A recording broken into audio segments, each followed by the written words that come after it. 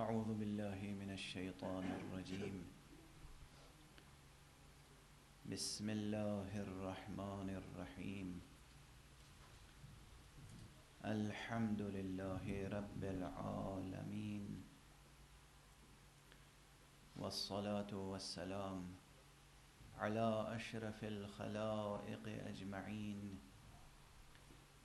سيدنا وسيد الأولين والآخرين، حبيبنا وحبيب إله العالمين، إمام المرسلين وخاتم النبيين، أبي القاسم المصطفى محمد. اللهم صل على محمد وآل محمد وعلى أهل بيته الطيبين الطاهرين الهداة المهديين المعصومين المظلومين، واللعنة الدائمة على أعداء الدين أجمعين.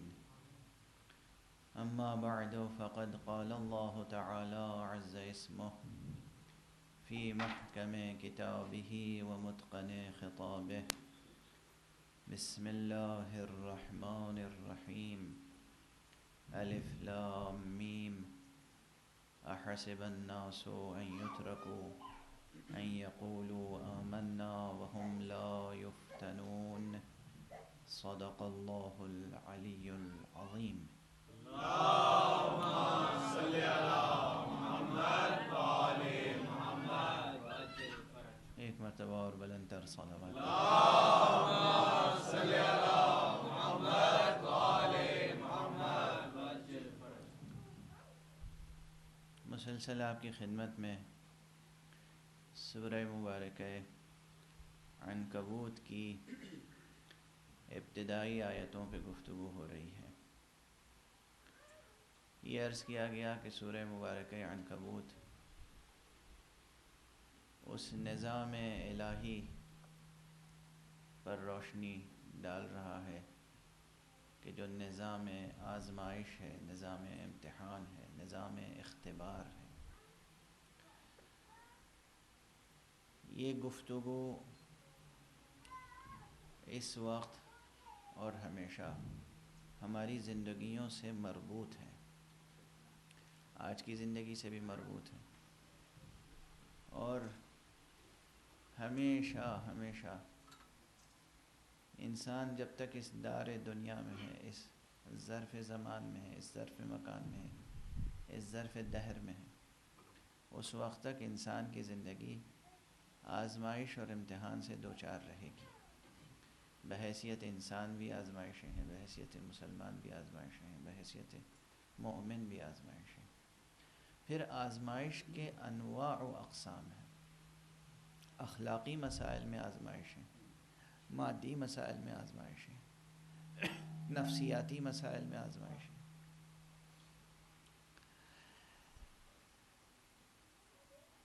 ایمانی مسائل اور روحانی مسائل اور عرفانی مسائل میں آزمائشیں. ہر آزمائش کا اپنا ایک معیار ہے، اور ہر آزمائش میں کامیابی کی اپنی پاداش ہے اور ناکامی کی اپنی پاداش.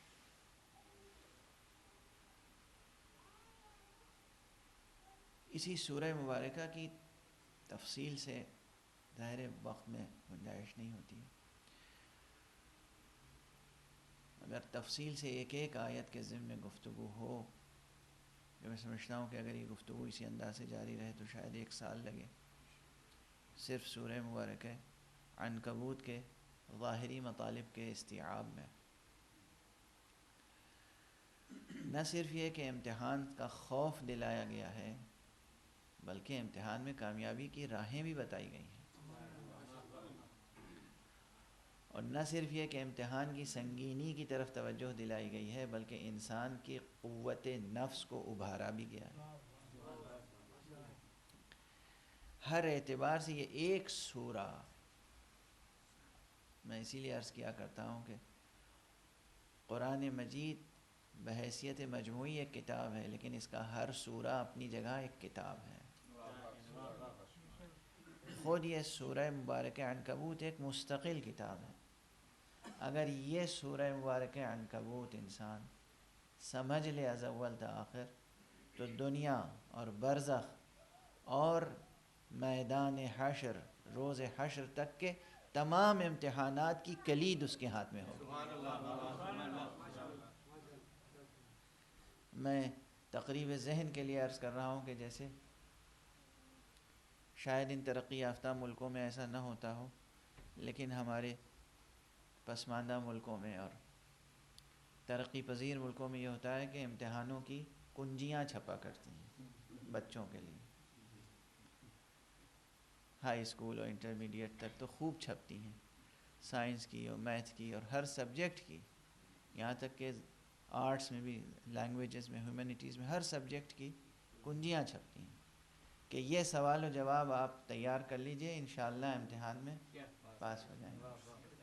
میں کہتا ہوں کہ دنیا اور برزخ اور آخرت تک کے تمام امتحانات کی کنجیاں اس ایک سورے میں موجود ہیں، بشرطے کہ انسان توجہ کے ساتھ اس سورے کو تلاوت کرے۔ جب قرآن مجید کہتا ہے تلاوت کرو، تو تلاوت کے معنی صرف یہ ہرگز نہیں ہے کہ اس کے الفاظ دہرا کے آگے بڑھ جاؤ۔ تلاوت کے معنی الفاظ کا دہرانا نہیں ہے، وہ قرأت ہے، لفظ قرأت ہے، القراءہ، جس کے معنی ہے زبان سے دہرانا، زبان سے ادا کرنا۔ اسی لیے نماز جب ہم پڑھتے ہیں تو نماز میں اصطلاح فقہی کیا ہے؟ تلاوت شرط ہے یا قراءت؟ قراءت۔ ہمیں پڑھنا ہے، زبان سے ادا کرنا ہے۔ تلاوت کے معنی صرف زبان سے آیات الہی کا پڑھنا نہیں ہے، تلاوت کے معنی ہے اپنے پورے وجود کے ساتھ آیات الہی کی پیروی کرنا۔ آیات بھی وہاں پر آیات کے معنی ہوں گے، آیات یعنی نشانیاں۔ آپ آیت کے معنی سمجھتے ہیں ایک جملہ، آیت کے معنی، خود لفظ آیت کے معنی کتنے ہیں؟ آیت یعنی معجزہ، آیت یعنی نشانی، یہ اللہ کی آیت ہے یعنی اللہ کی نشانی ہے۔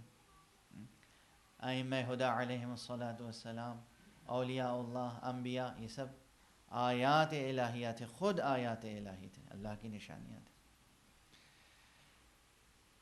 تو آیت یعنی نشانی، کسی نشانی کے پیچھے اپنے پورے وجود کے ساتھ چلنا، یعنی سیر زندگی، سفر حیات ان نشانیوں کے پیچھے پیچھے، اس کا نام ہے تلاوت۔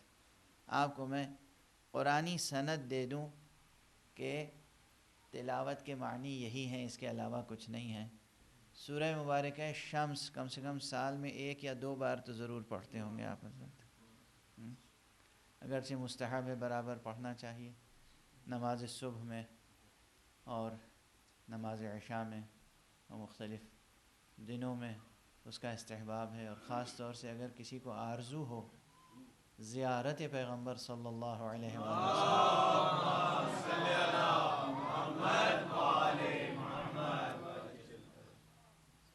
تو جو چند سورے دستور میں بتائے گئے ہیں اس میں ایک یہ بھی سورہ ہے جس کی تلاوت کے بعد حضور صلی اللہ علیہ وسلم کی زیارت سے انسان مشرف ہو سکتا ہے۔ سورہ شمس، سورہ شمس کی ابتدائی آیتیں کیا ہیں؟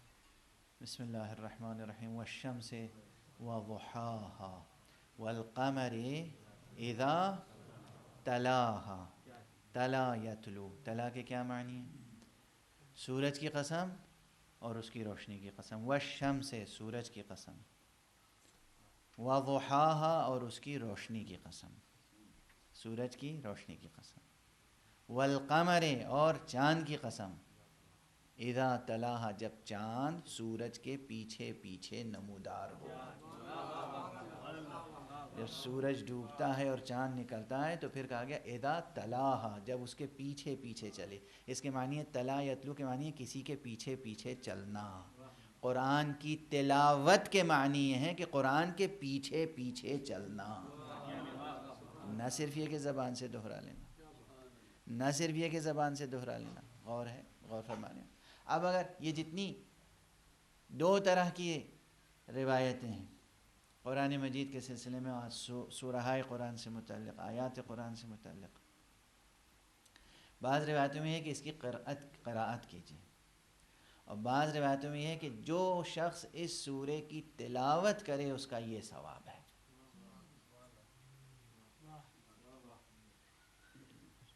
درست ہے۔ اب لوگ پڑھ کے ایک بار آ جاتے ہیں، کہتے ہیں ہمیں تو فائدہ نظر نہیں آیا، تلاوت کا حق ادا ہوا۔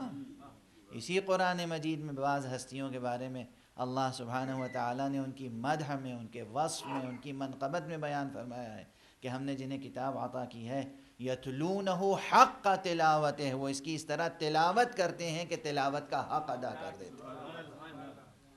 تلاوت کا حق ادا کر دیتے ہیں یعنی اس طرح عمل کرتے ہیں کہ اس سے بڑھ کر کوئی اور عمل کر نہیں سکتا۔ اور یہ شان یقیناً انبیاء کی ہے، اولیاء کی ہے، محمد و آل محمد علیہ السلام۔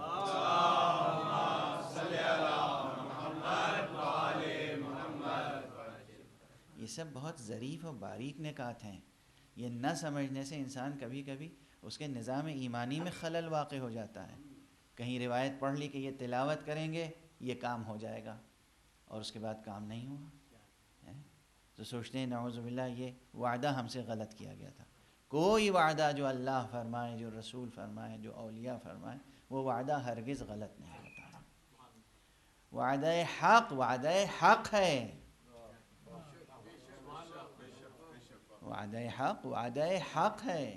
ممکن نہیں ہے کہ وہ اپنے وعدے سے تخلف فرمائے، ممکن نہیں ہے کہ اپنا وعدہ پورا نہ کرے، لیکن ہم اس عبارت کو تو سمجھیں، اس مضمون کو تو سمجھیں، یہ تو سمجھیں ہم سے کہا کیا گیا ہے، کیا کہا گیا۔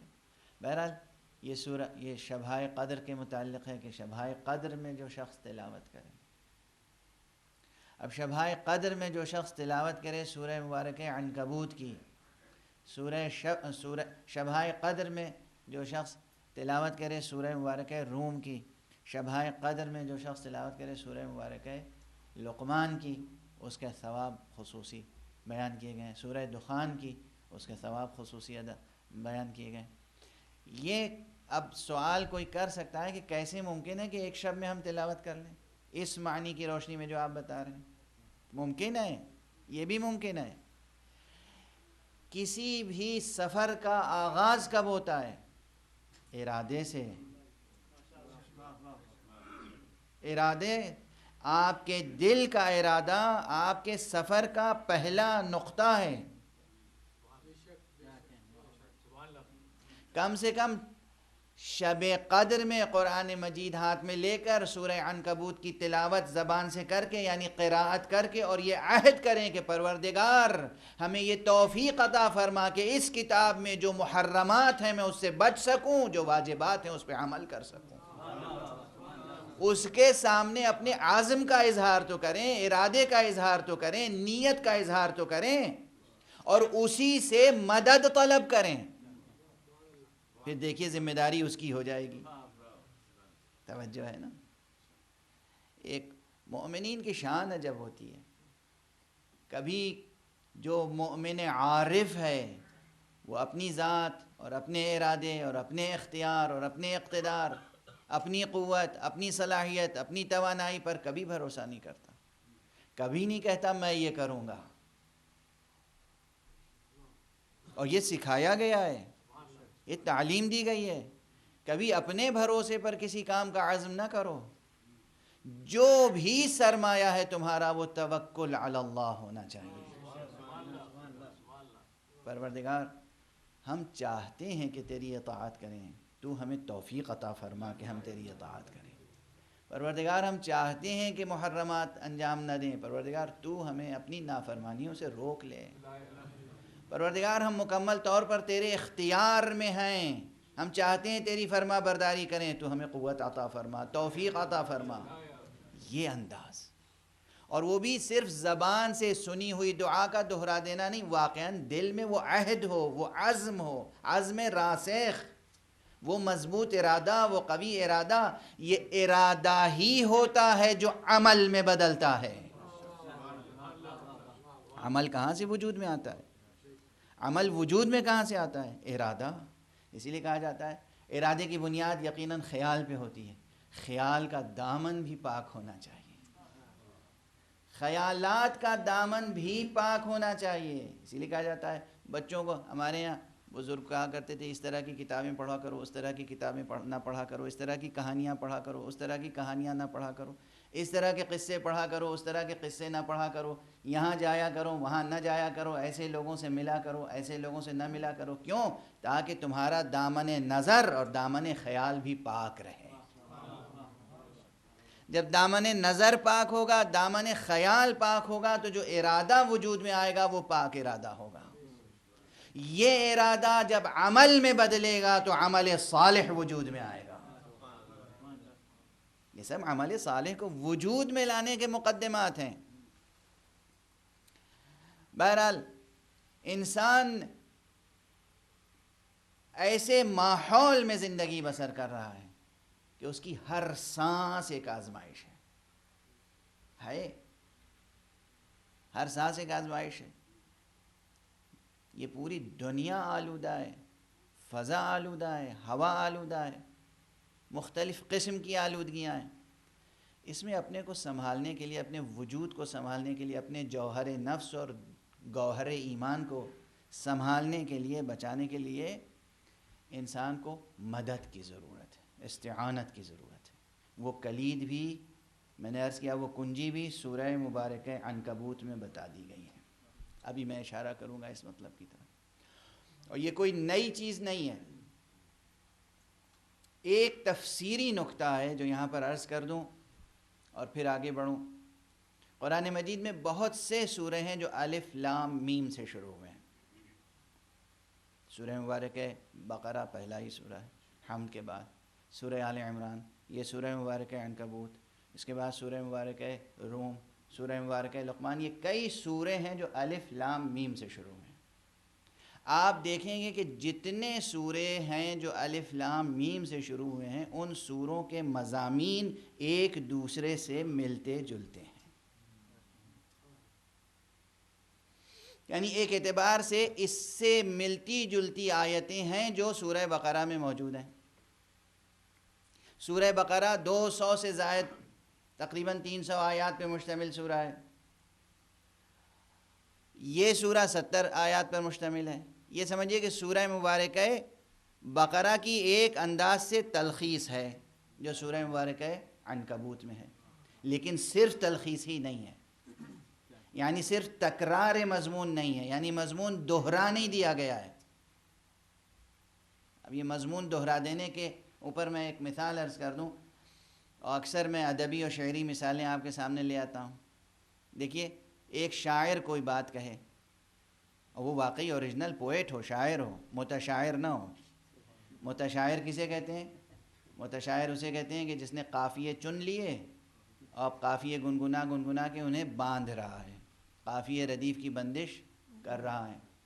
وہ شاعر نہیں ہوتا، وہ متشاعر ہوتا ہے۔ موضوع تباہ ہونا تو بہت معمولی بات ہے، موضوع تباہ ہونا ایک الگ مسئلہ ہے۔ اوریجنل پوئٹ وہ ہوتا ہے جو قافیے کے پیچھے نہیں بھاگتا، قافیے اس کے پیچھے بھاگتے ہیں۔ ایک وہ ہے جو قافیہ سوچ سوچ کے شعر کہتا ہے، ایک وہ ہے جو سوچ لیتا ہے تو قافیے ہاتھ جوڑ کے اس کے سامنے آ جاتے ہیں۔ بڑے شعراء کے لیے کہا جاتا ہے نا کہ بھائی میر انیس علیہ الرحمہ کی یہ شان تھی کہ الفاظ ان کے سامنے، ڈکشنریاں ان کے سامنے دست بستہ موجود ہوتی تھی، یعنی اتنی قدرت تھی زبان پر۔ ٹھیک ہے نا؟ اچھا، ایسا کوئی شاعر جو اوریجنل پوئٹ ہو، جس کے اندر واقعاً کریٹیویٹی ہو، اوریجنل تھاٹس ہوں، واقعاً آرٹسٹ ہو، واقعاً فطرت شناس ہو، ایسا کوئی شاعر ایک مضمون کہتا ہے، اسی کے برابر کا کوئی دوسرا شاعر اس مضمون کو سنتا ہے تو وہ جوں کہ تو نہیں دہراتا، وہ اس مضمون کو ترقی دے کر اس سے آگے بڑھ کر اور بات کہتا ہے۔ یعنی اساس وہی ہے مگر بات اس سے بڑھ کر کہتا ہے، یا اس سے ذرا مختلف ضرور ہوتی ہے، کچھ نہ کچھ زاویہ بدل ضرور جاتا ہے۔ یہی بات ہے، یہی سبب ہے کہ دنیا بھر کے سینکڑوں شعراء کو پڑھ لیجئے آپ، ہر شاعر کے ہاں وہی مضمون آئے گا مگر ایک تازگی محسوس ہوگی۔ غالب نے بھی وہی بات کہی، میر نے بھی وہی بات کہی، دوسرے شعراء نے بھی وہی بات کہی، اقبال نے وہی بات کہی، انیس نے وہی بات کہی، بات تھوڑی سی تبدیل ہو جاتی ہے۔ وہ جو تبدیلی ہے وہ لذت میں اور اضافہ کرتی ہے۔ قرآن مجید کی آیتوں کی تلاوت کریں آپ تو آپ پائیں گے کہ ایک ہی مضمون اگر مختلف آیتوں میں ہے تو ہر آیت جدا گانا زاویے سے دل پر اثر کرتی ہے۔ ہر آیت دل پر جدا گانا اثر ڈالتی ہے۔ یہ اثر کیوں ہوتا ہے؟ اس لیے کہ تازگی ہے مضمون میں، معنی میں تازگی ہے۔ یہ اسی مطلب کی تازہ تقریر ہے جو میں پہلے گزارش کر چکا ہوں کہ قرآن مجید میں تکرار نہیں ہے۔ تکرار نہیں ہے کس حد تک؟ نہ الفاظ کو میں تکرار ہے، نہ مضمون میں تکرار ہے۔ اس لیے کہ اگر انسان عربی سے ذرا بھی واقف ہو تو ہر آیت ایک جدا گانا لذت رکھتی ہے۔ ہر آیت کتنی بار قرآن مجید میں تقوی پر زور دیا گیا ہے، خدا کی قسم ہر نئی آیت نئے زاویے سے نفس پہ اثر ڈالتی ہے۔ کتنی بار قرآن مجید میں کہا گیا ہے کہ ایمان لاؤ، مگر ہر آیت ایک نئے زاویے سے نفس پر اثر ڈالتی ہے۔ اور فرمایا آپ نے بشرطے کہ اس طرح انسان قرآن مجید سے فکری تعامل کرے۔ اب میں عرض کر رہا ہوں کہ قرآن مجید میں سورہ مبارکہ بقرہ میں ایک بات کہی جا چکی تھی، ایک عام بات کہی گئی، وَاسْتَعِینُوا بِالصَّبْرِ وَالصَّلَاةِ وَإِنَّهَا لَكَبِيرَةٌ إِلَّا عَلَى الْخَاشِعِينَ الَّذِينَ يَظُنُّونَ أَنَّهُمْ مُلَاقُو رَبِّهِمْ وَأَنَّهُمْ إِلَيْهِ رَاجِعُونَ۔ بڑی جامع آیت ہے۔ ایسی آیتوں کے متعلق میں عرض کیا کرتا ہوں کہ یہ واقعاً ان آیتوں میں سے ہے کہ تنہا ایک آیت پورا قرآن ہے۔ یہ تنہا ایک آیت پورا قرآن ہے، کوئی مبالغہ نہیں اس میں، بس دقت نظر کی ضرورت ہے۔ ارشاد الہی وَاسْتَعِینُوا تمام انسانوں سے خطاب الہی ہے۔ وَاسْتَعِینُوا، تم مدد حاصل کرو۔ عجب مقام سے گفتگو، خدا کی قسم۔ یہ وَاسْتَعِینُوا کا خطاب بتا دیتا ہے کہ انسان میں ضعف ہے، انسان میں ضعف ہے، انسان میں کمزوری ہے، انسان ناتواں ہے، اور انسان کو مدد کی ضرورت ہے، اسے مدد کی تلاش ہے۔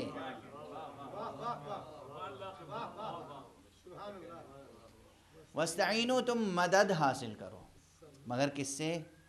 بالصبر والصلاۃ، صبر سے اور صلاۃ سے۔ میں بس ایک جملہ عرض کروں گا، صبر و صلاۃ پہ گفتگو بعد میں کروں گا۔ ذرا ڈکشنری اٹھا کے دیکھیے، قرآن کی ڈکشنری اٹھا کے دیکھیے، تفسیریں اٹھا کے دیکھیے، کیا صبر اللہ کے ناموں میں سے کوئی نام ہے؟ کیا صلاۃ اللہ کے ناموں میں سے کوئی نام ہے؟ اگر صبر اور صلاۃ اللہ کے ناموں میں سے کوئی نام نہیں ہے تو یہ اللہ کیسا ہے جو کہہ رہا ہے کہ میرے غیر سے مدد حاصل کرو؟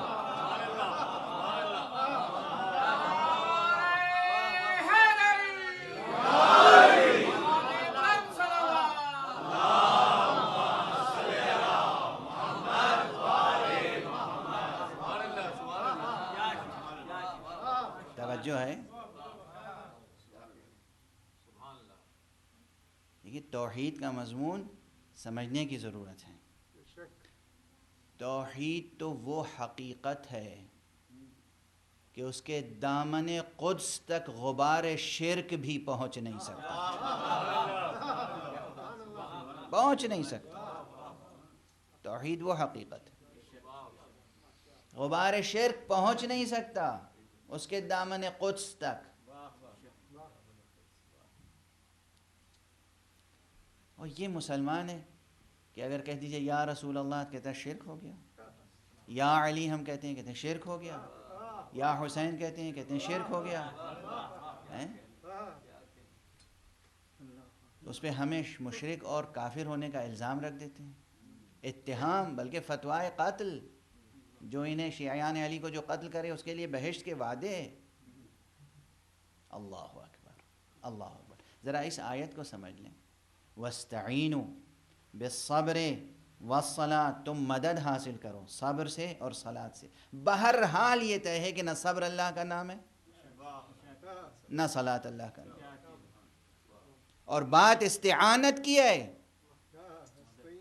سورہ بقرہ کی آیت ہے، سورہ حمد میں بندے نے کہا ہے ایاک نعبد و ایاک نستعین، ہم تیری ہی عبادت کرتے ہیں اور صرف تجھی سے مدد چاہتے ہیں۔ سورہ بقرہ میں جواب دیا جا رہا ہے صبر سے مدد حاصل کرو، صلاۃ سے مدد حاصل کرو۔ ظاہر آیت معیار کیا ہوگا؟ اب یاد رکھیے، اسی سے مدد چاہنے کے معنی کیا ہیں؟ اسی سے مدد چاہنے کے معنی ہے کہ پھر وہ مدد کے لیے جسے پیش کر دے اسے قبول کر لو۔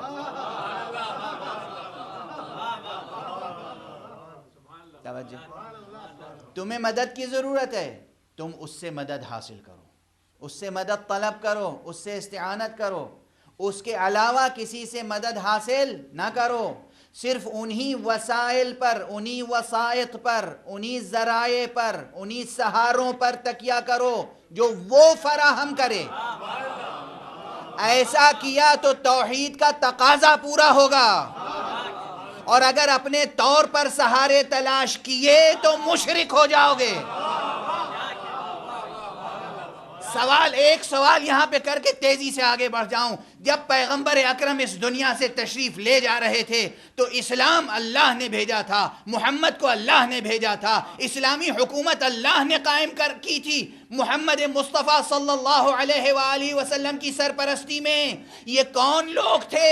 کیا توحید سے آشنا تھے جو خود جا کر مملکت اسلامی کی فکر میں مبتلا ہو گئے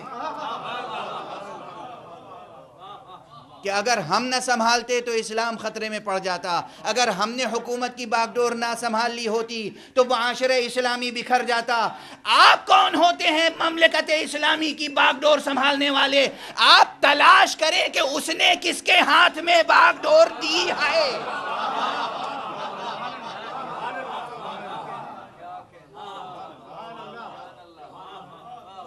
تلاش کرنا فرض ہے، تلاش کریں، پوچھیں، دیکھیں، ڈھونڈیں، جستجو کریں۔ پروردگار اب یہ مملکت کس کے ہاتھ میں رہے گی؟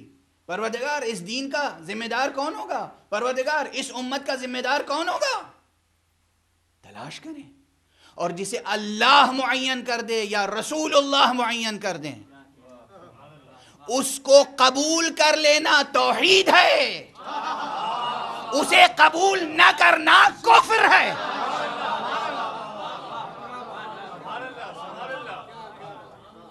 اسے قبول نہ کرنا کفر ہے، اسے قبول نہ کرنا شرک ہے۔ اور آج تک ملت اسلامیہ اس شرک میں مبتلا ہے۔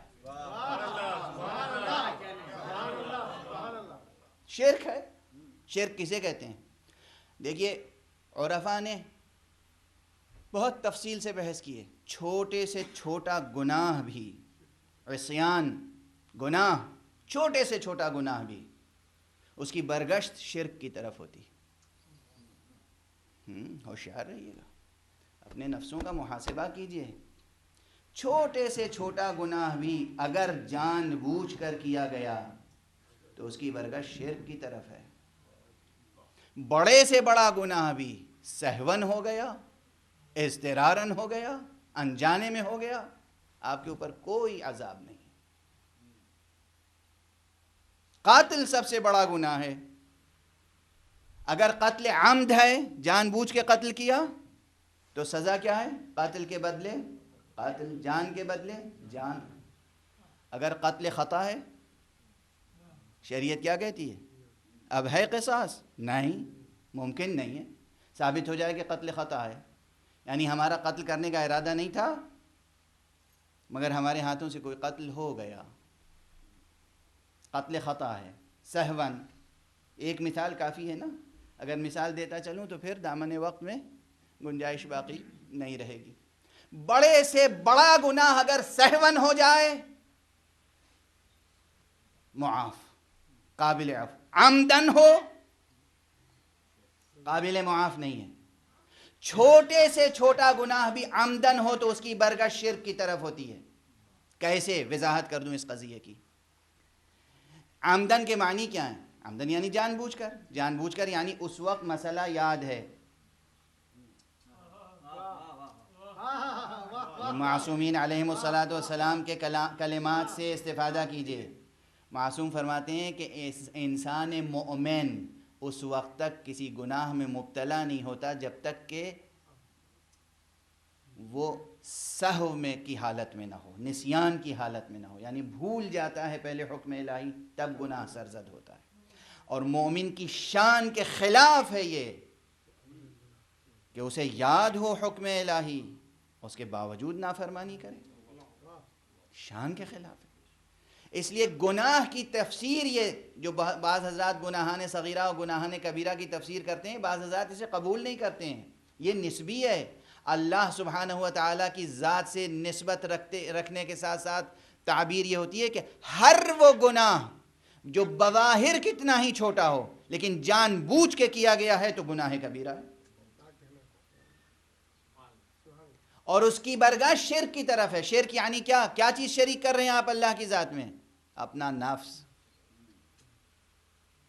ہاں پروردگار مجھے معلوم ہے، یعنی صدائے حال کیا ہوتی ہے؟ صدائے حال یہ ہوتی ہے کہ مجھے معلوم ہے کہ یہ حرام ہے مگر کیا کروں، اب مجھے یہ کرنا ہی ہے. یعنی کیا؟ کس کو کہاں شریک کیا جا کے آپ نے؟ کیا چیز شریک ہوئی؟ نفس. آپ کا نفس شریک ہو گیا. ہر چھوٹے سے چھوٹا گناہ اس کی برگشت شرک کی طرف ہوتی ہے. یعنی ہمیں معلوم ہے کہ تیری پسند یہ ہے مگر میری پسند یہ ہے. ہمیں معلوم ہے کہ تو یہ چاہتا ہے مگر میں یہ چاہتا ہوں. ہمیں معلوم ہے تیری مرضی یہ ہے، تیری مشیت یہ ہے مگر میں یہ چاہتا ہوں. یہ کیا ہے؟ شرک ہے. چھوٹے چھوٹے مسائل میں بھی اپنا محاسبہ کیجئے اور بڑے بڑے مسائل میں بھی اپنا محاسبہ کیجئے. بہت سے حضرات جو باب ولایت و خلافت و امارت میں بحث کرتے ہیں وہ تمام آیات جو امیر المؤمنین علی ابن ابی طالب علیہ السلام کی فضیلت میں وارد ہوئی ہیں، اور وہ تمام حدیثیں جو پیغمبر اکرم صلی اللہ علیہ وآلہ وسلم نے ارشاد فرمائی ہیں، ان تمام آیتوں اور حدیثوں کو قبول کرتے ہیں. کہتے ہیں ہاں یہ درست ہے، صحیح ہے، ہم مانتے ہیں علی سب سے افضل تھے مگر اب تو امت نے فلاں پر اجماع کر لیا تو یہ مجبوری ہے. یعنی معلوم ہے کہ اللہ کی پسند علی ہے مگر ہماری پسند کوئی اور ہے. اگر اس کا نام شرک نہیں ہے تو کس کا نام شرک ہوگا؟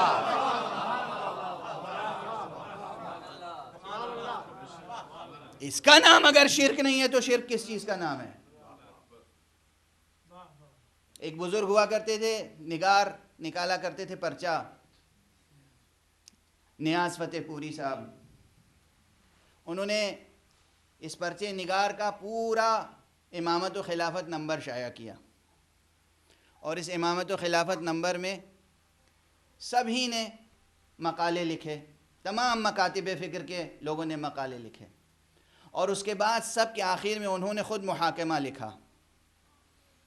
انہوں نے خود قول فیصل اور محاکمہ لکھا، اور اس میں یہی جملے ہیں تقریباً، اب مجھے عین الفاظ تو یاد نہیں ہیں، جملے یہ ہیں کہ ان تمام مقالات اور ان تمام حقائق کے مطالعے کے بعد اندازہ یہ ہوتا ہے کہ واقعاً رسول اللہ صلی اللہ علیہ وآلہ وسلم اگر کسی کو اپنے بعد معین کرتے تو وہ علی ہی کو معین کرتے، مگر افسوس یہ ہے کہ ہمارے نزدیک ثابت نہیں ہو سکا کہ رسول نے معین کیا ہو. میں کہتا ہوں آپ کا یہی کہہ دینا آپ پر حجت ہے.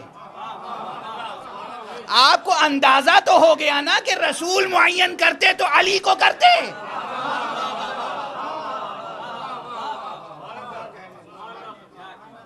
اندازہ تو ہو گیا نا کہ رسول معین کرتے تو علی کو کرتے. تو رسول کی پسند معلوم ہو جانے کے بعد اپنی پسند کو ترجیح دینا یہ کون سا اسلام ہے؟ اسلام ہے یہ ایمان ہے، یہ عشق رسول ہے، یہ عشق رسول ہے. ہمیں معلوم ہے کہ رسول کی پسند علی ہیں، اور کتنی حدیثیں ہیں، کتنی آیتیں ہیں. بہت سی حدیثیں ہیں صحیح السند جنہیں تمام علماء اسلام تسلیم کرتے ہیں کہ پیغمبر صلی اللہ علیہ وآلہ وسلم نے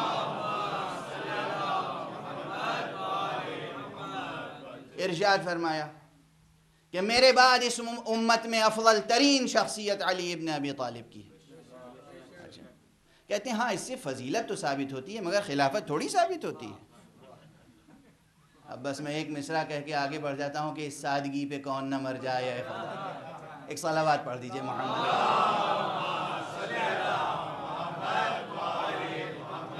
ایک اور صلوات پڑھ دیجئے.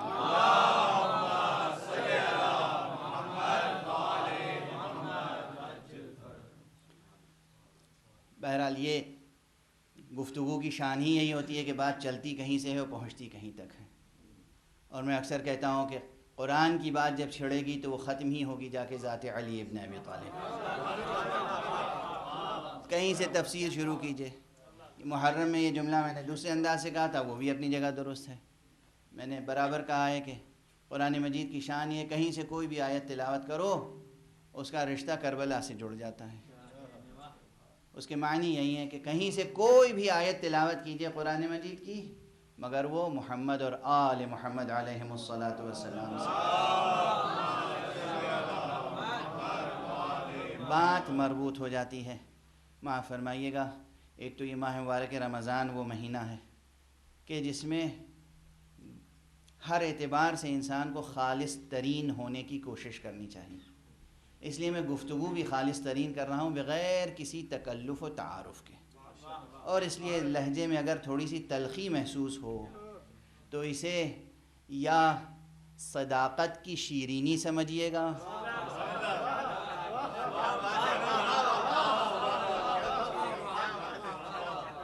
جسے عام طور پر تلخی کہا جاتا ہے. یہ میں واضح کر چکا ہوں کہ صداقت شیریں ہوتی ہے سچ میٹھا ہوتا ہے. کڑوا صرف اسے لگتا ہے جو جھوٹا ہوتا ہے. تو اگر لہجے میں تلخی محسوس ہو تو اسے انگیز کرنے کی کوشش کیجیے گا.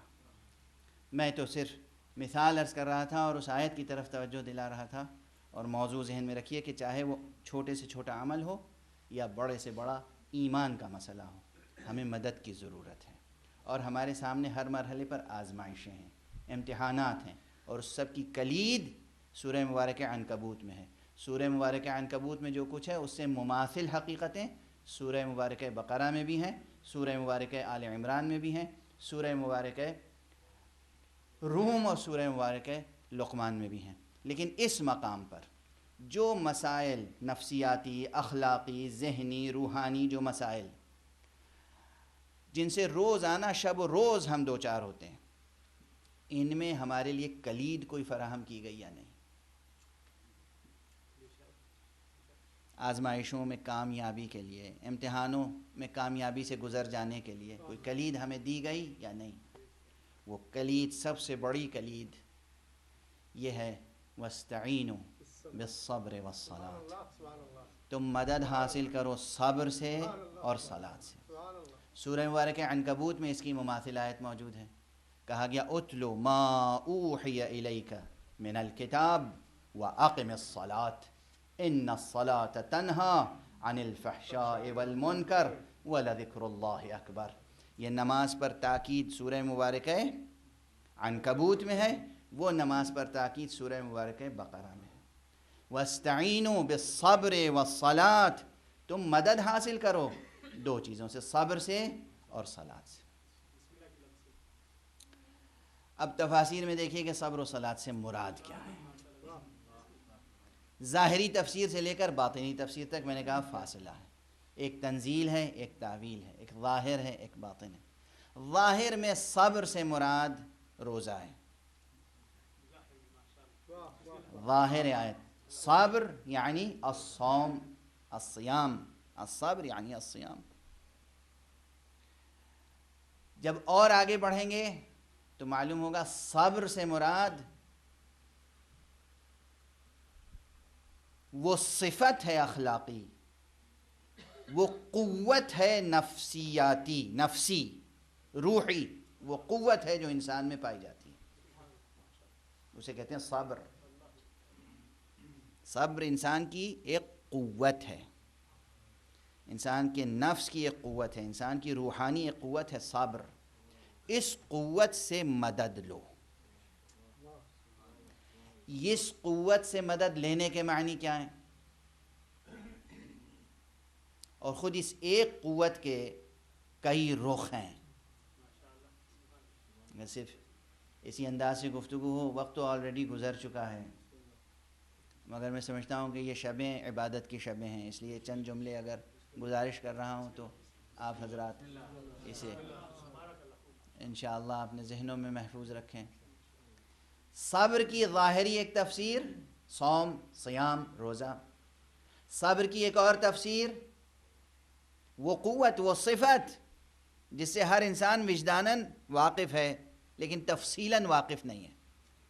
اجمالاً واقف ہے، وجداناً اجمالاً واقف ہے، تفصیل سے واقفیت نہیں ہے.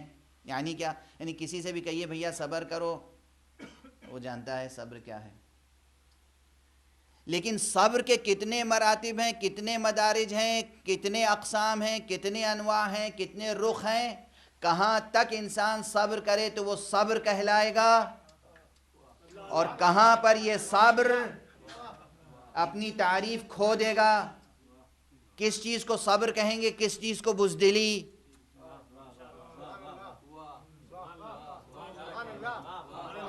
ایسا نہ ہو کہ بزدلی کا نام صبر رکھ لیں. صبر الگ ایک کیفی، صبر قوت ہے، بزدلی کمزوری. صبر اخلاقی وصف ہے، بزدلی اخلاقی کمزوری. دونوں میں تضاد کا رشتہ ہے، دونوں میں تضاد کا رشتہ ہے. صبر کس کس طرح کیا جائے؟ گناہ نہ کرنے پر صبر، یعنی دل چاہ رہا ہے گناہ کریں اور دل کو روکیں، یہ بھی صبر ہے. نیک عمل انجام دینے پر صبر، یعنی حالات نہیں ہیں کہ ہم نماز پڑھیں مگر پڑھ رہے ہیں. کہیں کسی کام کے نہ کرنے پہ صبر، کہیں کسی کام کے انجام دینے پہ صبر. توجہ ہے.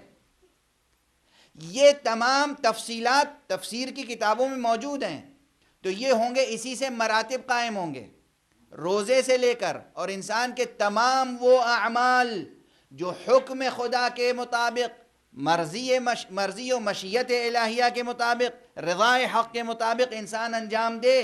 جسے انجام دینا ہے انجام دے، جسے انجام نہیں دینا ہے انجام نہ دے. اس کے احکام پر عمل کرنے کے لیے اپنے نفس کو مستعد رکھے اور اس کو اپنے ضبط میں رکھے، قابو میں رکھے. یہ تمام چیزیں صبر کے مراحل میں ہیں. لیکن ہر صفت کہیں نہ کہیں جا کے ایک مجسم اور مکمل پیکر حاصل کر لیتی ہے.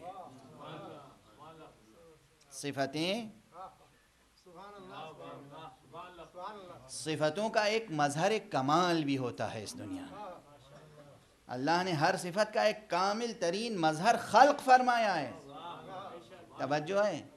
اگر آپ اس کامل ترین مظہر صبر کو تلاش کریں گے تو بعض ارباب معرفت نے جو تفسیریں لکھی ہیں اس کو قبول کرنا پڑے گا کہ یہاں دو چیزیں ہیں، یہ دونوں اللہ کے ناموں میں سے نہیں ہیں.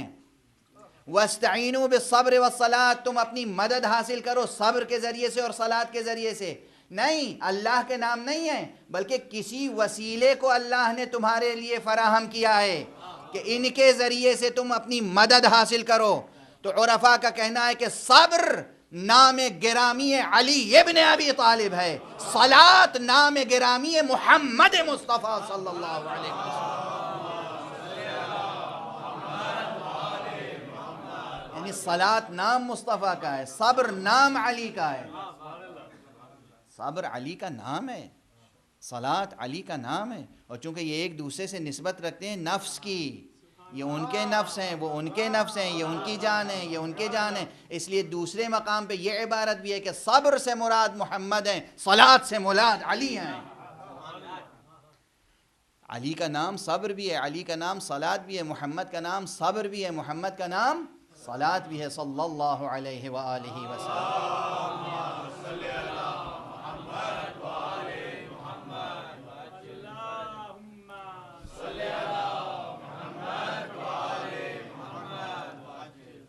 ان تعویلوں کو قبول کرنے کے لیے کوئی محظور نہیں ہے.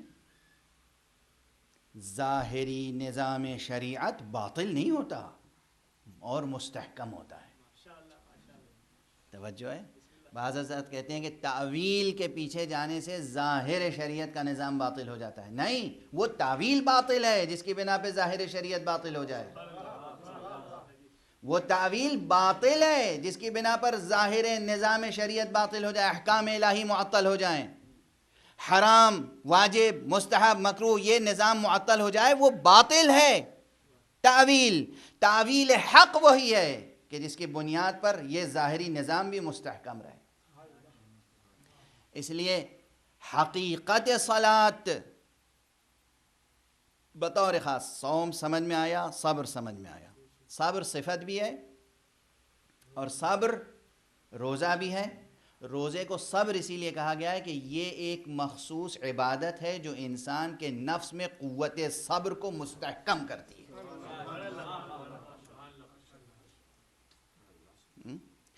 اب وہ ظاہری مثال دے دوں بچوں کو یاد رکھنے کے لیے، بڑوں کے لیے نہیں، بچوں کے لیے.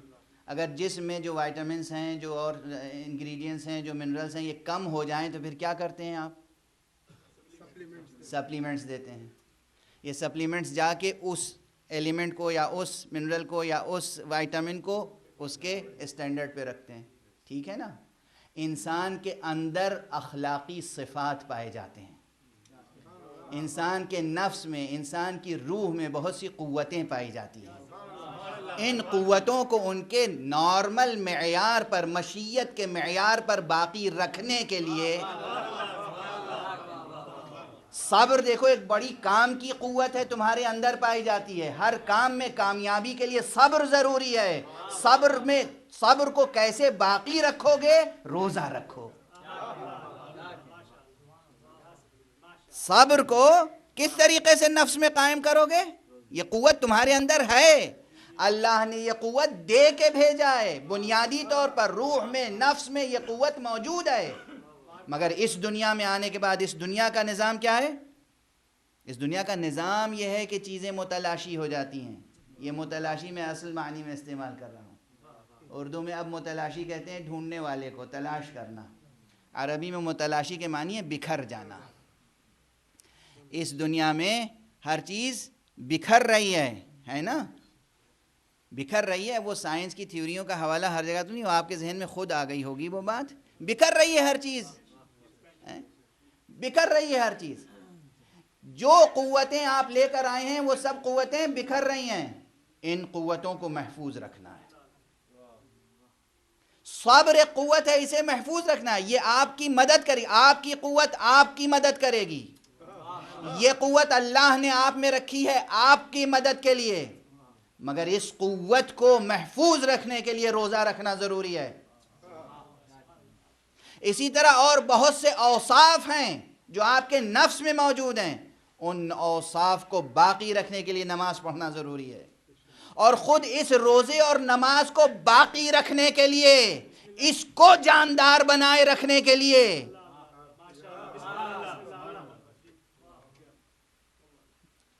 اب مثال ہی ہے، بس بچوں والی مثال ہے، کوئی بہت دانشورانہ بات نہیں ہے. لیکن میں عرض کر دوں کہ یہ دوائیں جو آپ کو ملتی ہیں، جو سپلیمنٹس ملتے ہیں، ان میں ہر ایک پہ لکھا ہوتا ہے کہ بنی کب ہے اور کب ایکسپائر ہو جائے گی. تو یہ تو مثال ہے. اور ایکسپائر ہونے کے اسباب بھی مختلف ہو سکتے ہیں، ہے نا، مختلف ہو سکتے ہیں. اب وہ بس یہ تقریب ذہن کے لیے تھی بات. یہ جتنی چیزیں ہیں، پورا نظام شریعت، یہ سب سپلیمنٹس ہیں قوت انسانی، روح انسانی میں موجود خدا داد اخلاقی صفتوں کے لیے. مگر خود اس نظام کے لیے جو چیز اس نظام کی زندگی ہے وہ ہے ولایت محمد و آل محمد، وہ ہے مودت محمد و آل محمد. یہی روزہ بے اثر ہو جائے گا اگر بغیر ولایت ہو. یہی نماز بے تاثیر ہو جائے گی اگر بغیر ولایت ہو. اس لیے ایک ربط ہے، رشتہ ہے موجود اس ظاہر سے لے کر اس باطن تک. اس لیے سورہ مبارکہ بقرہ میں بھی کہا گیا اور سورہ مبارکہ آل عمران میں بھی اور سورہ مبارک عنکبوت میں بھی اتل ما اوحی الیک من الکتاب، یہ جو کتاب تمہارے اوپر نازل کی ہے اس کی تلاوت کرو، وَأَقِمِ الصَّلَاةَ، اور نماز قائم کرو، إِنَّ الصَّلَاةَ تَنْهَا عَنِ الْفَحْشَاءِ وَالْمُنْكَرِ۔ یہ فائدہ بتایا گیا کہ زندگی کی کن کن آزمائشوں میں، کن کن امتحانوں میں نماز مدد کر سکتی ہے۔ انسان بہت سی فحش باتوں میں مبتلا ہو جاتا ہے اور بہت سے منکرات میں مبتلا ہو جاتا ہے۔ سب سے زیادہ جو چیز ایک انسان مومن کو ضائع کر دیتی ہے وہ یہ ہے، فحش باتیں، ناگفتنی باتیں اور منکرات۔ اس میں بہت سی چیزیں ہیں، انسان کی اخلاقیات ضائع ہو جاتی ہیں، انسان کی شخصیت پامال ہو جاتی ہے، ضائع ہو جاتی ہے، اور نتیجتاً وہ خود احساس کمتری میں مبتلا ہو جاتا ہے اور اس کا ایمان کمزور ہو جاتا ہے۔ فرمایا گیا کہ ان الصلاۃ تنہا عن الفحشاء والمنکر، یہ نماز انسان کو ناگفتنی باتوں سے اور منکرات سے بچاتی ہے۔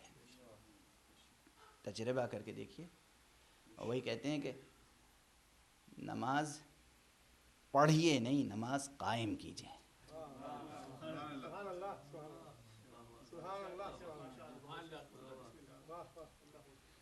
میں یہاں پر پڑھنے اور قائم کرنے کا فرق واضح کر دوں ایک مثال سے۔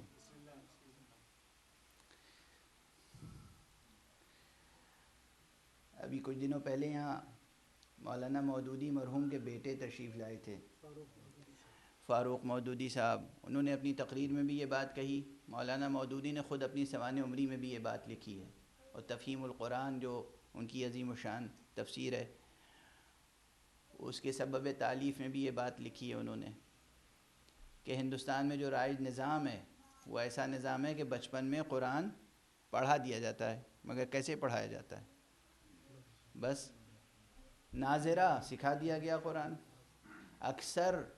اکثر لوگ جب مجھ سے کہتے ہیں کہ میرا بچہ عربی پڑھ رہا ہے تو میں خوش ہوتا ہوں، اور جب بچے سے ایک جملہ عربی میں بات کیجئے تو معلوم ہوتا ہے وہ جانتا ہی نہیں۔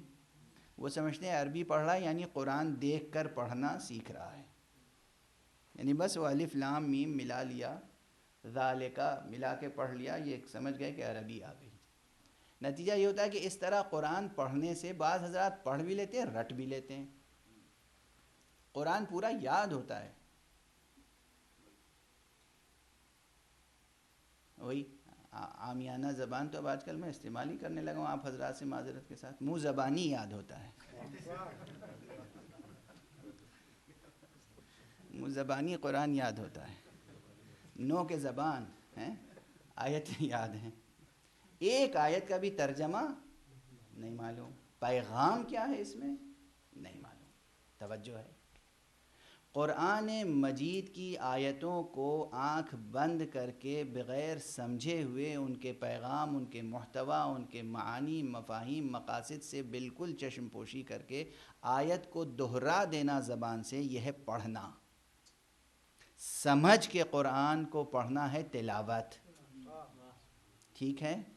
اسی طرح نماز کو عادتاً رٹی ہوئی ایک چیز سمجھ کے پڑھ دینا، یہ ہے نماز پڑھ دینا، اور نماز کو ارادتاً یہ سوچ کر کس کے سامنے کھڑے ہیں، کیا کہہ رہے ہیں، قیام کی حالت ہے یا رکوع کی حالت ہے یا سجدے کی حالت ہے، پورے شعور سے بیدار ضمیر کے ساتھ، بیدار ذہن کے ساتھ، بیدار قلب کے ساتھ نماز کو ادا کرنا، وہ ہے نماز قائم کرنا۔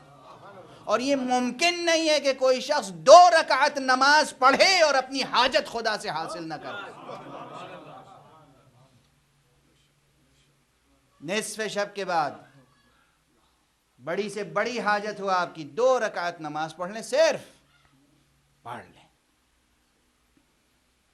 پورے یقین سے عرض کر رہا ہوں، یہ میں کیا عرض کر رہا ہوں، حضرات محمد و آل محمد علیہم الصلاۃ والسلام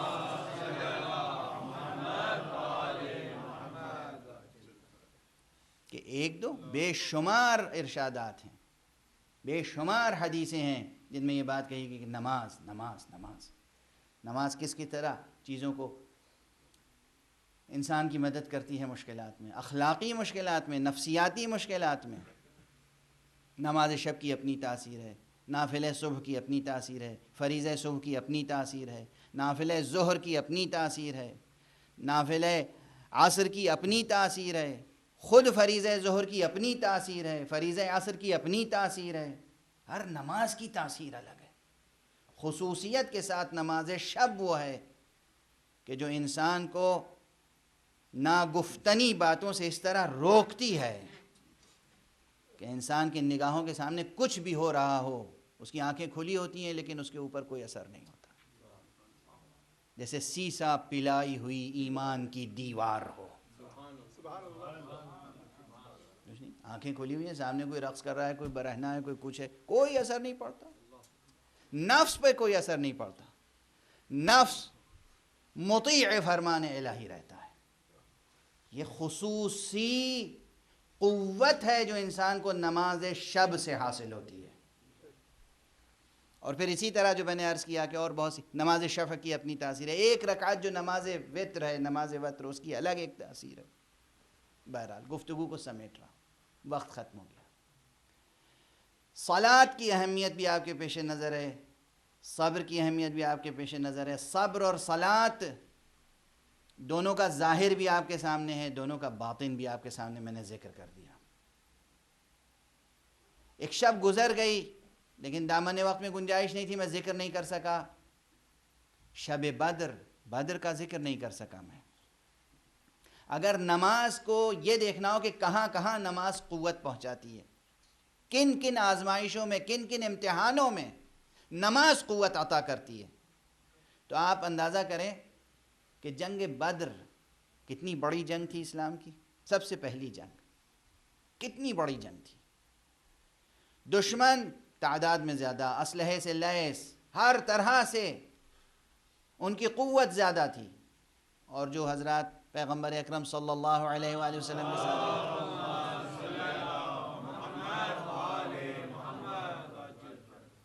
ان کی تعداد بھی مختصر، اسلحہ بھی کچھ نہیں، سواریاں کچھ نہیں، تفصیلات آپ حضرات کے ذہنوں میں تقریباً ہیں۔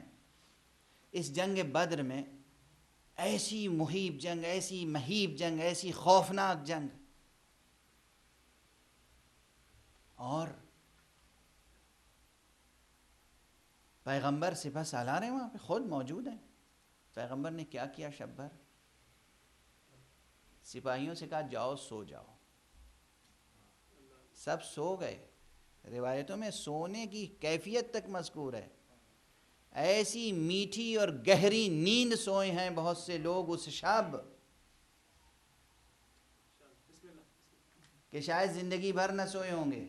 جو روایتیں ہیں اور جو آیت میں تذکرہ ہے، جس چیز کا اشارہ ہے، میں اس کا بیان اس وقت کرنا نہیں چاہتا ہوں، اس لیے کہ ہر بیان کو واضح کرنے میں وقت درکار ہوگا، مگر ایک جملہ کہنا چاہتا ہوں۔ پیغمبر کی موجودگی میں میٹھی اور گہری نیند سو جانا اور ہے، اور پیغمبر کی غیر موجودگی میں ان کے بستر پر تلواروں کی چھاؤں میں میٹھی اور گہری نیند سو جانا، یہ تنہا علی کا کام ہے۔ یہ منظر کہاں اور وہ منظر کہاں؟ وہاں خود پیغمبر موجود ہے۔ پیغمبر نے کہا جاؤ سو جاؤ، رات کا وقت ہے، صبح تمہیں جنگ کرنی ہے، سو جاؤ رات میں۔ خود پیغمبر نے کیا کیا؟ شب بھر نماز پڑھتے رہے۔ اللہ اکبر۔ بس اب ایک جملہ اور ہے، تاریخ کا جملہ ہے، میں دہرا دیتا ہوں آپ کے سامنے۔ پیغمبر نے سب سے کہا سو جاؤ، یا سب خود سے سو گئے بغیر پیغمبر کے کہے ہوئے؟ یہ تحقیق طلب مسئلہ ہے۔ پیغمبر شب بھر عبادت کرتے رہے، یہ خبر ہمیں دی کس نے؟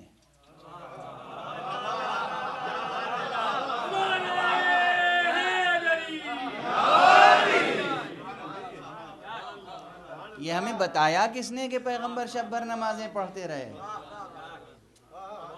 سونے والا جاگنے والے کی خبر نہیں دے سکتا، سونے والا جاگنے والے کی خبر نہیں دے سکتا۔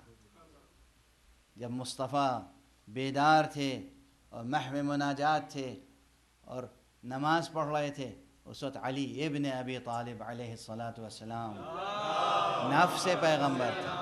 وہ بھی بیدار تھے، وہ بھی بیدار تھے، وہ بھی محو مناجات تھے، وہ بھی پیغمبر کے اوامر کو بجا لا رہے تھے۔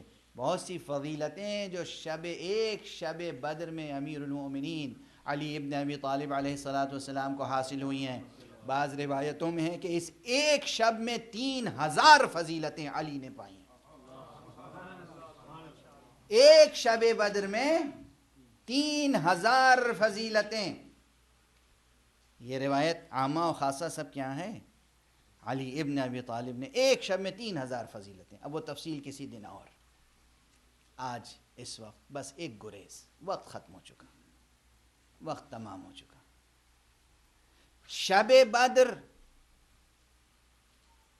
پیغمبر نماز پڑھتے رہے، امیر المومنین پر نماز پڑھتے رہے۔ زندگی مولائے کائنات میں سب سے زیادہ ہمارے اعتبار سے، عام تاریخ اعتبار سب سے زیادہ مشکل جنگ صفین تھی۔ لیلۃ الحریر کا یہ واقعہ ہے، مؤرخین نے لکھا، محدثین نے لکھا، امیر المؤمنین علیہ السلام کے سیرت نگاروں نے لکھا کہ دن بھر جنگ ہوتی رہی، رات بھر جنگ ہوتی رہی، علی خود جنگ کرتے رہے، لیکن جب بھی کسی منافق کو قتل کرتے تھے تو وہیں صفوں کے درمیان کھڑے ہو کر 2 رکعت نماز پڑھتے تھے۔ اللہ اکبر، اللہ اکبر، اللہ اکبر۔ بس دیکھیے، اسی لیے میں ٹھہر ٹھہر کے مجلس پڑھتا ہوں، سوچتا رہتا ہوں کیا پڑھوں، اور اپنی سوچ کی قوت سے یہ چاہتا ہوں کہ آپ یہ سمجھ جائیں کہ میں کیا سوچ رہا ہوں۔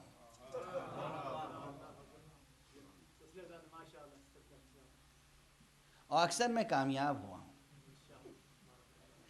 آپ نے ایک جملہ پڑھ لیا یا سن لیا، جنگ ہے، گھمسان کی جنگ ہو رہی ہے، تلوار سے تلواریں ٹکرا رہی ہیں، نیزوں سے نیزے ٹکرا رہے ہیں، علی خود جنگ فرما رہے ہیں، اور جب بھی کسی منافق کو قتل کرتے ہیں تو وہیں کھڑے ہو کر 2 رکعت نماز صفوں کے درمیان ادا کرتے ہیں۔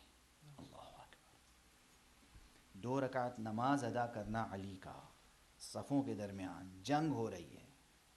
اور روایات میں یہ ہے کہ امیر المومنین علیہ السلام کے جسم مبارک پر نہ زرہ تھی، نہ بختر، نہ خود تھا، نہ مغفر، صرف ایک ہلکا سا جامہ، ایک ہلکا سا کرتا پہنے ہوئے اور جنگ فرما رہے ہیں، اور اطمینان نفس کی کیفیت یہ ہے کہ نماز پڑھ رہے ہیں۔ حضرت محمد حنفیہ آئے اور انہوں نے کہا، بابا ایک جنگ میں جنگ کرنے والے کی یہ شان نہیں ہوتی، یہ کیفیت نہیں ہوتی، آپ جو لباس پہن کر جنگ کر رہے ہیں یہ جنگ کا لباس نہیں ہے۔ اور اس وقت جناب امیر المومنین نے وہیں پر کہا، بیٹا تمہارے باپ کو کوئی پرواہ نہیں ہے کہ موت اس پر آ جائے یا وہ موت پہ جا گیا، بیٹا تمہارا بابا موت سے اتنا مانوس ہے جیسے ایک بچہ، شیرخوار بچہ ماں کے پستان سے مانوس ہوتا ہے۔ اللہ، کس جگہ کس قدر لطیف اور کس قدر نفیس اور کس قدر شیریں کلمات ادا کر رہے ہیں امیر المومنین، غور فرمائیے۔ اور پھر یہ اطمینان قلب، اور صرف اطمینان کی بات نہیں ہے، مرقع کو اپنی آنکھوں میں بسائیے، یہ جنگ کا مرقع، سوچئے جنگ ہے، میدان جنگ ہے، لڑنے والے لڑ رہے ہیں، تلواروں سے تلواریں ٹکرا رہی ہیں، علی 2 رکعت نماز پڑھ رہے ہیں، اور اس نماز کے درمیان کسی کی جرأت نہیں ہوتی کہ علی کے اوپر حملہ کرے۔ یعنی کیا ہیبت ہے ذات علی ابن ابی طالب کی، کیا ہیبت ہے، کیا شان ہے، کیا قوت ہے، کیا دبدبہ ہے، کیا رعب ہے، کیا جلال ہے، کیا اعجاز ہے۔ ایسے ہی مواقع پہ میں کہتا ہوں کہ علی نے ایسی زندگی بسر کی ہے جو بظاہر سادہ نظر آتی ہے مگر بباطن وہی زندگی معجزہ ہے، یہ شان معجزہ ہے۔ علی کے خون کے پیاسے سامنے کھڑے ہیں، علی 2 رکعت نماز پڑھ رہے ہیں، کسی کی ہمت نہیں ہوتی ہے کہ علی کے اوپر حملہ آور ہو جائے۔ اور ہمارے ہاں تاریخ میں لکھی ہوئی باتوں کو سمجھنے کی کوشش کیجئے، تب شخصیت ابھر کے سامنے آتی ہے۔ علی کتنا بڑا معجزہ تھا پروردگار کا اس روئے زمین پر. معجزہ، شخصیت علی معجزہ ہے. اتنا مورخین لکھ کے چلے گئے کہ ہر ایک کو جب کسی منافق کو قتل کرتے تھے تو وہیں صفوں کے درمیان کھڑے ہو کے 2 رکعت نماز پڑھتے تھے. مورخ نے لکھ دیا، مگر خدا کی قسم ہم تک کیا چیز آ گئی. صرف یہ ایک منظر بتاتا ہے علی کیا تھے اور علی کے مقابلے پہ آنے والا کیا تھا. توجہ ہے؟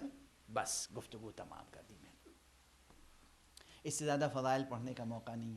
اتنا بھی جو پڑھا تو وہ صرف اس لیے کہ کچھ کم سے کم ذکر کا ثواب حاصل ہو جائے. میں یہ جملہ کہتا رہا ہوں مقام مصائب میں کہ مولا کائنات نے جو فرمایا تھا جنگ صفین میں، کتنا حسین جملہ ہے خدا کی قسم، کتنا حسین جملہ ہے. اور موت کی جمالیات کے اوپر اگر کوئی شخص کام کرے تو یہ جملہ امیر المومنین کا کتنا حسین جملہ ہے کہ جس طرح ایک معصوم شیرخوار بچہ اپنے ماں کے سینے سے مانوس ہوتا ہے، ایسے میں موت سے مانوس ہوں. یہ جملہ علی نے کہہ تو دیا، لیکن علی جس عمر میں تھے اس وقت یہ جملہ کہہ سکتے تھے. علی ثبوت کیسے فراہم کرتے ہیں؟ آج مجھے مصائب مولا کے پڑھنے ہیں، مگر میں مجبور ہوں اس جملے کی وضاحت کے لیے کہ دادا کے اس جملے کے معنی پوتے نے سمجھائے. میدان کربلا میں جس طرح علی اصغر نے ہومک کے اپنے گلے پہ تیر کو روکا ہے اور اس کے بعد مسکرائے ہیں، گویا جناب علی اصغر فرما رہے تھے کہ دیکھو میرے دادا علی مرتضیٰ نے صحیح فرمایا تھا، ہم موت سے اس طرح مانوس ہوتے ہیں جیسے شیرخوار بچہ ماں کے سینے سے مانوس ہوتا ہے. اجرکم علی اللہ. بس آج بھی وہ شب ہے کہ اہل بیت کے گھروں میں کوہرام برپا ہے اور عاشقان اہل بیت کے گھروں میں بھی کوہرام برپا ہے. جو جہاں ہے وہ سوگوار ہے. اگر کسی کے دل میں ذرا سا بھی محبت علی ابن ابی طالب ہے تو وہ آج ارادتاً مسکرا نہیں سکتا، اور وہ آج اپنے آنکھوں کو اشک افشانی سے روک نہیں سکتا.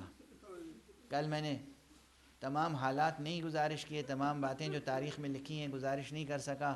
جو قوائف لکھے ہوئے ہیں علی ابن ابی طالب اس شب کیسی شب گزاری ہے اور کیا کیفیت ہوئی ہے اہل حرم کی. جب علی ابن ابی طالب مصلی پہ بیٹھے بیٹھے ایک مرتبہ جیسے غنودگی طاری ہوئی اور اس کے بعد سر کو اٹھا کے فرمایا انا للہ و انا الیہ راجعون. بیٹی جناب ام کلثوم آ گئیں، گھر میں جو لوگ تھے سب آ گئے کہ بابا اس وقت یہ کلمہ استرجاع زبان پہ ادا کرنے کے کیا معنی ہے. منظر کو منظر سے ملا لیجئے. یہ بالکل ایسے ہی ہے کہ جیسے امام حسین کربلا کے راستے میں تھے اور اپنے گھوڑے پہ تشریف فرما تھے اور اسی پر آپ پہ غنودگی طاری ہوئی، سر اٹھایا، اس کے بعد کہا انا للہ و انا الیہ راجعون. برابر میں جوان بیٹا تھا علی اکبر، فوراً کہا بابا اس وقت کلمہ استرجاع کا کیا محل ہے، اس وقت کیوں فرما رہے ہیں انا للہ و انا الیہ راجعون. جو جواب جناب امام حسین نے دیا تھا اس سے مشابہ جواب یہاں ہے. دونوں نے اپنا خواب بیان کیا ہے. یہ عام تعبیر ہے جو میں نے خواب کہہ دیا، ورنہ اس کی حقیقت ہی کچھ اور ہے، وہ مکاشفہ ہے. جناب امیر المؤمنین نے فرمایا بیٹی ابھی میں نے دیکھا تھا رسول اللہ تشریف لائے ہیں اور وہ کہہ رہے ہیں یا علی میں تمہارا مشتاق ہوں، یا علی بہت قریب، بہت عن قریب تم ہم سے ملنے والے ہو. اور اس کے بعد صحن خانہ میں تشریف لائے، آسمان کی طرف دیکھا اور کہا خدا کی قسم میرے حبیب نے اسی رات کا وعدہ کیا تھا. کیا نظر تھی علی کی. توجہ ہے، توجہ ہے. خدا کی قسم آپ اندازہ کیجئے کسی کا چہرہ دیکھ کے کہنا کہ ہاں اس شخص کو میں پہچانتا ہوں، یہ کون سی نظر ہے. اور آسمان کو دیکھ کر، رات کی تاریکی کو دیکھ کر کہنا کہ خدا کی قسم اسی رات کا ہم سے وعدہ کیا گیا تھا. اس کلمے کی تفسیر میں ابھی کر نہیں سکتا ہوں. ابھی نہیں کر سکتا، سوچتے رہے. جو ارباب فکر ہیں، جن کی ہمتیں بلند ہیں، ہمت فکر جوان ہے، وہ سوچیں گے علی نے کیا کہا ہے. خدا کی قسم میرے حبیب نے اسی رات کا وعدہ کیا تھا. اس کے بعد امام مسجد تشریف لے گئے. امام کے فرق اقدس پہ شمشیر لگی دشمن کی، اور وہ بھی معمولی ضرب نہیں تھی، معمولی ضرب نہیں تھی. جبرائیل نے آواز بلند کی، قد قتل علی ابن ابی طالب، قد قتل ابن عم المصطفیٰ. جبرائیل کی آواز بلند ہوئی، کوہرام برپا ہوا. کچھ دیر تک سب مسجد ہی میں جمع رہے، اور جناب امام حسن علیہ السلام نے نماز پڑھائی. کل میں گزارش کر چکا ہوں. اس کے بعد اسی مصلی میں جناب امیر المومنین کو لے کر بیت الشرف کی طرف روانہ ہوئے ہیں. اب یہ ایک جلوس ہے جو جا رہا ہے مسجد سے گھر کی طرف، میں کہوں مسجد سے امام بارگاہ کی طرف. ایک جلوس ہے جو جا رہا ہے. کون جا رہا ہے، کون کسے لے جایا جا رہا ہے، کس کیفیت میں لے جایا جا رہا ہے؟ یہ علی ہیں جن کا فرق مبارک شگافتہ ہے. اور اتنا خون جسم سے نکل چکا ہے کہ جسم زرد ہو چکا ہے. وہ زہر جو تلوار کو جس زہر میں بجھایا گیا تھا، اس زہر کا اثر اتنا پھیل گیا ہے جسم مبارک پر کہ جسم زرد ہو چکا ہے. لیکن مسجد سے گھر کا فاصلہ چند قدم کا فاصلہ ہے، زیادہ نہیں ہے. مگر ارباب مقاتل مسلسل یہ باتیں کہتے آئے ہیں، آپ کے گوش مبارک میں پڑی ہوئی ہیں یہ باتیں. علی ابن ابی طالب نے اس کیفیت میں بھی ایک مرتبہ کہا، بیٹا حسن، یہ جو ساتھ میں اصحاب آ رہے ہیں ان سے کہہ دو اس وقت واپس چلے جائیں، اس وقت واپس چلے جائیں، کل صبح آ جائیں گے. جب اصحاب نے اصرار کیا، چند صحابی پھر بھی ساتھ ساتھ چلے. امام نے پھر ان سے خود فرمایا، کیا ہم نے نہیں کہا کہ چلے جاؤ؟ کیا ہم نے نہیں کہا کہ چلے جاؤ؟ جناب امام حسن نے یا کسی اور نے فرمایا، بابا یہ آپ کے محب ہیں، آپ کے عاشق ہیں، اس کیفیت میں آپ کو چھوڑنا نہیں چاہتے. امام نے فرمایا، ہاں مگر غور کرو کہ گھر سے زینب و ام کلثوم کے رونے کی آوازیں،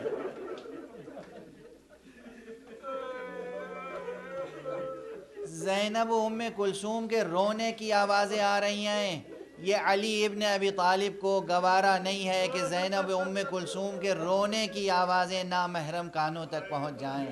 مگر یہی علی ہیں جو ابھی چند لمحوں کے بعد گھر پہنچنے کے بعد وصیت فرمائیں گے، اور وصیت میں کہیں گے کہ بیٹی زینب، ایک وقت وہ بھی آئے گا کہ جب تمہارے بازوؤں میں رسن بندھے گی، اور اسی کوفے میں جہاں تم ایک شہزادی کی حیثیت سے زندگی بسر کر رہی ہو، اسیر بنا کے لائی جاؤ گی. بیٹی صبر کرنا. یہی امیر المؤمنین ہیں، یہی امیر المؤمنین ہیں جنہوں نے یہ وصیتیں فرمائی ہیں.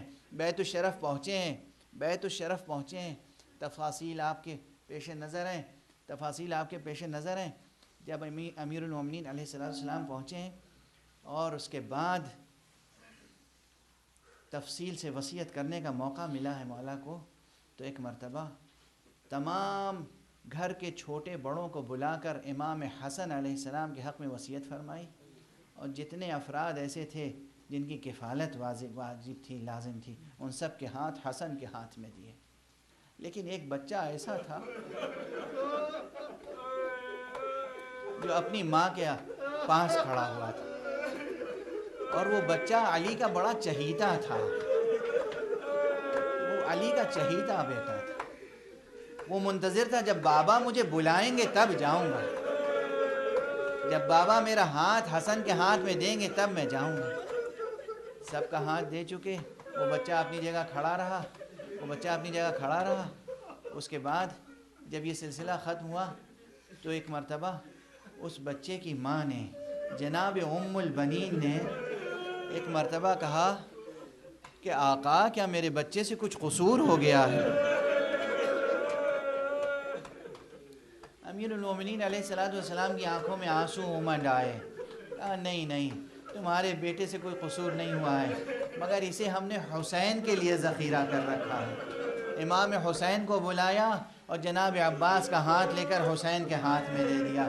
کہا حسین یہ عباس تمہارے سپرد ہیں، یہ عباس تمہارے سپرد ہے. اس کے بعد جناب عباس سے وصیتیں فرمائی ہیں.